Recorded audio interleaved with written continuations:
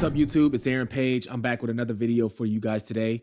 We're going to be talking about Lil Boosie. He had an interview with The Breakfast Club, and on that interview, Lil Boosie actually proclaimed that he was a Christian. He believed in God. He was a Southern Baptist, I believe, and he actually talked about God on this interview a couple of times. Also, we're going to talk about the fact that if you're a Christian and you are not necessarily living the life that God would want you to live, you're not striving to be like Christ, and you're living a lukewarm life, we're going to show you an example of what that looks like through Lil Boosie. So go ahead and watch this whole video. Stay for the video. We're going to talk about it. We're going to discuss it, and let's go right into the video right now.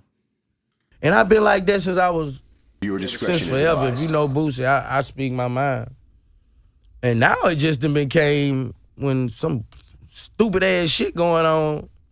They call Boosie. Viewer discretion is advised. It has cussing throughout this entire video. I'm sorry firsthand. And if you have any kids around or anyone that should not be hearing this type of language, I would encourage you to watch this in a different area, or maybe watch it at a different time when you're away from them. So let's go ahead and finish this video. I need to speak my mind. like, cause hey, this shit wrong. And they be like, Boosie gonna say this shit wrong. So it might be. You might be right, Charlemagne, but I feel now is if I'm quiet, it's gonna be fucked up. Everybody gonna think one way. Yeah. Real shit. If I be quiet, everybody gonna think one way. Y'all, if y'all know anything about Lil Boosie, you know that he does a lot of talking on the internet. He does a lot of talking on Twitter. And a lot of people listen to what Lil Boosie has to say. Maybe not like a huge demographic, but especially in the black community, a lot of people listen to what Lil Boosie got to say. So if Lil Boosie say something, people are going to listen, and they might take his word as truth. And that can be scary. So my preacher at church told me, Boosie, do not shut up. In the name of Jesus, that's what they want you to do. That's what he told me at church. He said, do not shut up. That's what the whole world wants you to do. They don't want you to say nothing about the Lord. They don't want none of that. They don't want you to, they don't want my voice. But the preacher at church told me don't shut up. So why you don't talk about God, Boosie? Hold on real quick. Stay with me, okay? I know I'm going to pause a couple of times throughout this video because I really want to talk about specific things. So first, he just said that his preacher told him to not shut up, right? On different topics. He talks about a vast amount of topics that is going on, controversial topics. Is that a good thing or a bad thing? I would say this. It might be a good thing and it might be a bad thing. So the reason I'm saying that is this. It might be a good thing because he is a rebel. He's not someone who follows the crowd, and that can be good, whether he's a Christian or not. He is not someone who follows the crowd. So if the crowd is saying, oh, we're going to do this, we don't want to ban abortion, he might go against them like, no, because he's thinking on a level of like, that's stupid. Like, let these kids live. That's his level of thinking. And so, but he has a large community of people that follow him. So that might be good when he's going with the good things. That might be good, right? It might be bad because of the fact that he's not saved. He's not living a Christian life. And so his morality does not align even closely to what God's is on a case-by-case basis. And you're about to see that in this video as we finish. So we're about to continue. You gotta listen to the album. I always talk about God. I've been talking about God. You just gotta listen to the album. He might be laughing, but he's telling the Got a truth. song I'm called Blessed and Highly Favored. Yep. Yes, sir. Yes, sir. Yep. That's one of my favorites on the album. I feel like I'm blessed and highly favored. I feel like I could have been dead a million times. I feel like I'm here for a reason. I feel like every time somebody try to stop my motion, I get other motion. So I'm blessed and highly favored. Like, I done been almost took out probably 12 times. Yeah, I saw you say this was couple months ago. I think it was a couple months ago. You said you was cancer free. Found out cancer free again. Yep. Every year I gotta go get my yearly checkup. But my doctor died, bro. My cancer doctor, so that hurt me, bro. I wanted to talk to him and tell him what I've been doing. Okay. Now, Boosie, do you get tired of, I guess maybe not, because you do all these interviews and people going to ask you questions that's going to go clicking, right? Yeah. You know that. Do you get tired of that, or do you enjoy it? Nah, I don't get. It's like a job right now because I get paid a hefty penny to do interviews. Mm-hmm. He gets paid a lot of money to do interviews. That lets you know his influence is huge, right? So the words that he say, he has to be weary about what he puts out there because a lot of people are listening. Okay, you see me on them podcasts? They paying. Do you give 10% to the church? Because the pastor told you to speak. So you give 10% to the church? Oh, I give to the church all the time. Okay. I just went to church last Sunday. I give to the church all the time. I'm like, people don't know how much I am. I'm a godly person. Mm-hmm. My grandpa was a preacher. Mm-hmm. My other grandpa was a deacon. Mm-hmm. Like we was raised in the church. I'm born in the crack era. Mm-hmm. Everybody born in the crack era. You had to go to church. Especially down south. I know down south you had to fucking go to church. Church was like school.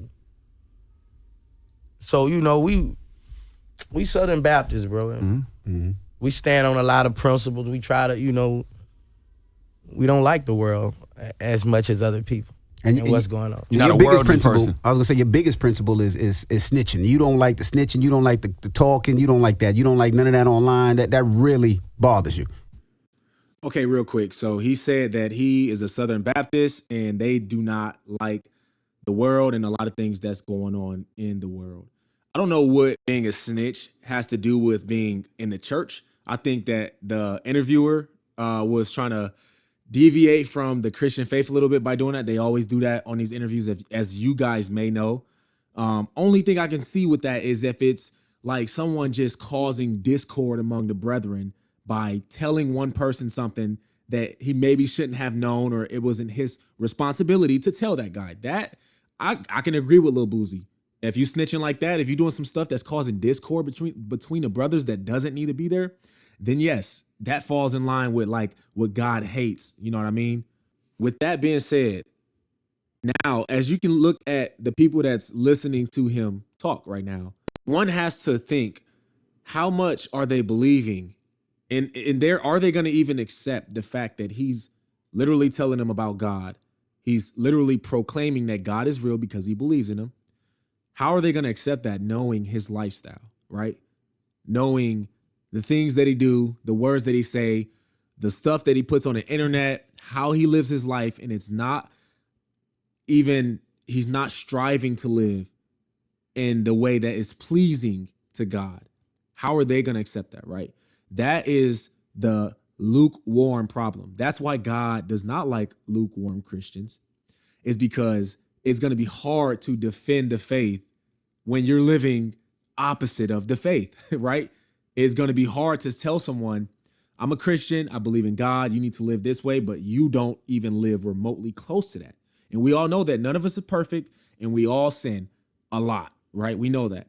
But you can tell the difference of someone who believes in God and is striving and living up to a way that is pleasing to God and the standard that God has set forth for us, the standard that Jesus has set forth for us, which is much harder to live than the law. Actually, the law is what was hard to live, but that's even harder because it involves the heart.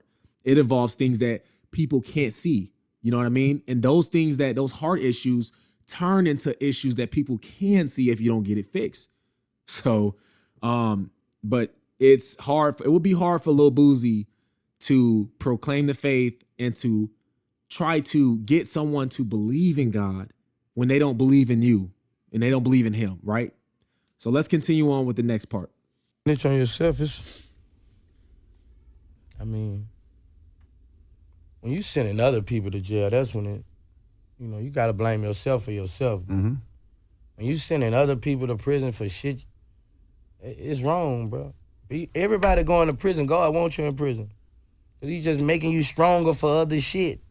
That's why all the rats, they get out and something happen to them. Nigga ride down the street, interstate, a brick fall. Pow! Bitch, you dead. I'm telling you. You just read it. You just fucked up everybody's life and you think you gonna be safe. That's why shit happen like that, bro. Them dudes, I don't respect that, bro, because the children suffer. Nobody on Instagram or social media never say nothing about that man's children. They never say nothing about the children. When you go to prison, your children suffer. When daddy gone, shit change. Everything fucking changed, bro. A rat destroys a family. You just looking at the criminal. You're not looking at the fucking baby mama. She ain't got time for the churn. The churn all over the place.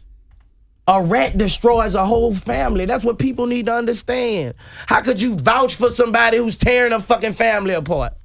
I agree with that, but then there's people that would say, well, criminals tear families apart too. Like, what if the person has done these things that they getting arrested for and getting convicted for? What if they really did the dirt? It's up for God for you to catch you, not for the police. If God let your ass get away, you gotta wait. You jumped the gate first. God got your ass away. It's up for the It ain't for you to turn them in. It's for your ass to, it was your turn to get away. You know, sometime when you did crime, somebody got away. Yeah, right. And in the hood, you was just that lucky motherfucker. Okay, so I don't even agree remotely to what he's saying in that sense. As far as God allows someone to get away and so that we should just let it go. I don't believe in that at all. Like, if you do some dirt, you got to expect there's going to be some consequence. And if God don't get you right there, he will get you later. Because we know he will. But at the same time, that ain't how God works. He ain't just letting bad people get away and like, oh, well, he got away, so it's over with. That's not how God works. And that's a poor demonstration of someone who says that they believe in God. That's a poor demonstration of showing how God operates, right?